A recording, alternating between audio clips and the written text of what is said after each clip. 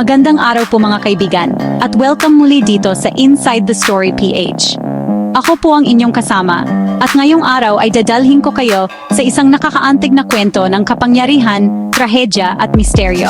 Isang kwento na hanggang ngayon ay pinag-usapan pa rin sa buong mundo. Ito ang kwento ng Romanov family, ang huling royal family ng Russia na biglang gumuho ang kaharian at nauwi sa isang trahedyang hindi malilimutan. Kaya't samahan ninyo ako at alamin natin kung ano nga ba ang nangyari sa kanila. Bago ang lahat, kilalanin muna natin ang pamilyang ito. Si Tsar Nicholas III, ang huling emperador ng Russia, ay namuno mula 1894 hanggang 1917. Siya ay isang ama, asawa, ngunit higit sa lahat, isang pinuno na hirapan sa pagharap sa mabilis na pagbago ng mundo. Kasama niya ang kanyang asawa na si Alexandra Feodorovna, isang German princess, at ang kanilang mga anak, si Olga, Tatiana, Maria, Anastasia, at ang kaisa-isang lalaki na si Alexei.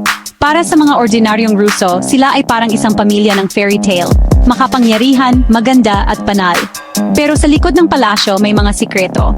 Habang lumilipas ang mga taon, nagiging mahirap ang sitwasyon sa Russia. Nagkaroon ng World War I at libo-libong sundalo ang namamatay. Gutom, kahirapan at galit ang nararamdaman ng mga tao. Ang mga mata ng sambayanan ay nakatuon kay Tsar Nicholas. Pero sa halip na makuha ang tiwala ng mga tao, mas lalo siyang kinamuhian. At higit pang lumala ang sitwasyon na makilala ng reyna ang isang misteryosong monghe, si Grigory Rasputin.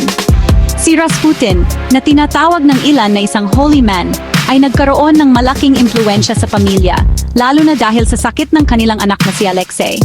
Marami ang naniwala na siya ay may kakaibang kapangyarihan, pero para sa iba, siya ay simbolo ng katiwalian at kasamaan sa pamahalaan.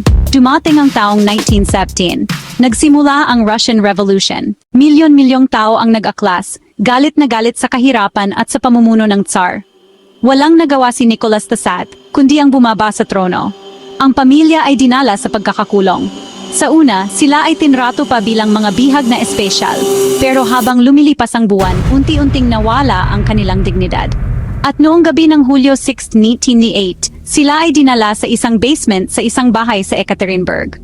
Doon, isang utos ang binasa, ang pamilya Romanov ay hahatulan ng kamatayan. At sa loob lamang ng ilang minuto, nag-echo ang mga putok ng baril at sigaw. Walang nakaligtas. Ang buong pamilya, pati ang kanilang mga kasama, ay pinaslang. Ngunit to nagsimula ang mga tanong. Ang mga katawan ng Romanovs ay tinago at hindi agad natagpuan.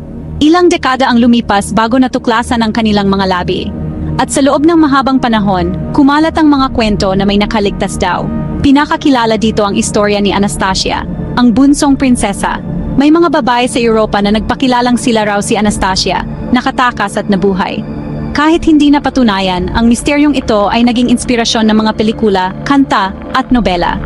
Sa huli, noong 1990s, nakumpirma sa pamamagitan ng DNA test na ang pamilya ay tunay na pinaslang lahat. Pero hanggang ngayon, may mga naniniwalang baka may nakaligtas. Mga kaibigan, ang kwento ng Romanovs ay isang paalala na kahit ang pinakamakapangyarihang pamilya sa mundo ay maaring gumuho dahil sa kasakiman, pagkakamali at galit ng bayan. Isang trahedya, isang misteryo at isang aral. Maraming salamat po sa inyong pakikinig dito sa Inside the Story PH at naway samahan ninyo ako muli sa susunod nating paglalakbay sa mga kwento ng nakaraan. Hanggang sa muli, mga kaibigan, mag-ingat po kayo at lagi ninyong tandaan. Ang kasaysayan ay hindi lang nakaraan, ito ay gabay para sa ating kinabukasan.